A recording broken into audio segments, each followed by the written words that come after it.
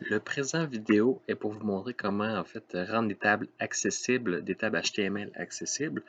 Je vous invite à regarder ici l'URL que j'ai mis w3.org Web Accessibility Initiative WAY, le tutoriel table.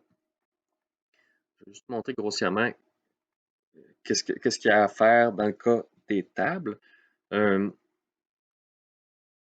Ça ici, c'est le cas standard. Habituellement, on n'a pratiquement rien à faire. Même chose pour ça ici. Dans le fond, ça devrait être correct ici. Le problème survient surtout quand on arrive avec des cas comme ça. Ils font des call span, des row span. Là, la table peut être compliquée à interpréter par des lecteurs d'écran ou par quelqu'un qui regarderait la table ici. Je vais y aller ici. Je vais juste cliquer ça ici. On voit comment elle est faite. Ici, on a un call span de 2. En fait, call group span égale 2. Ici, call span ici. Ce qu'on a besoin de rajouter pour que ça fonctionne, c'est ça ici.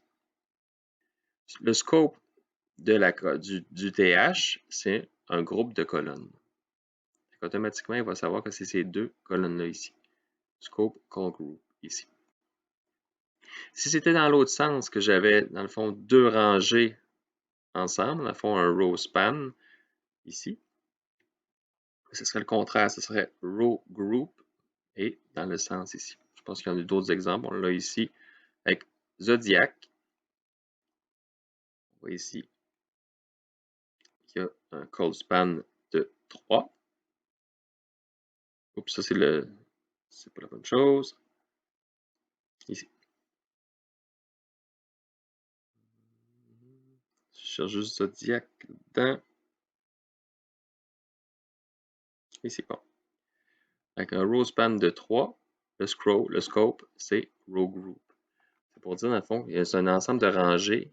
Cette en tête de tableau-là est lié à un ensemble de rangées. Il ne faut pas mélanger vers en bas ou vers en haut, en fait. Est-ce que c'est à l'horizontale ou est-ce que c'est à la verticale?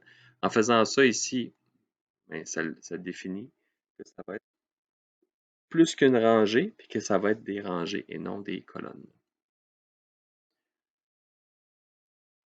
Je ne veux pas aller nécessairement plus loin que ça là-dedans.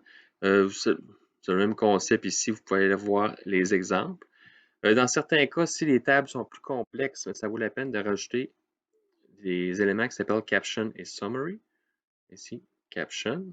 On voit que ça met concert en haut ici pour montrer grossièrement à quoi ça sert cette table-là. Puis summary, ça l'explique la table ici. On va aller juste descendre. Ça, c'est tout des captions.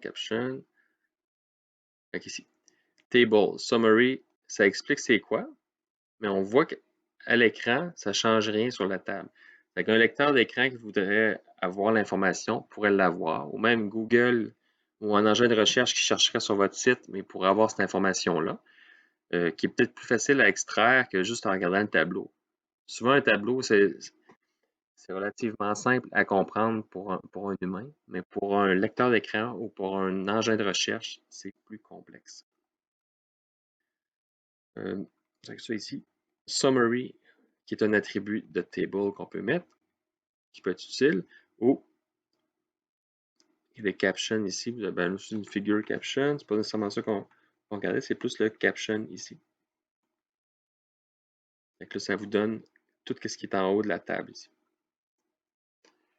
C'est des choses qu'on peut faire sur une table. Ce qui est le plus important, c'est vraiment plus en fait, ce qui est peut-être le plus complexe, c'est les tables avec des en-têtes qui sont des call span ou des row span.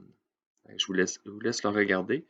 Vous n'aurez pas le choix d'utiliser ces choses-là dans le travail.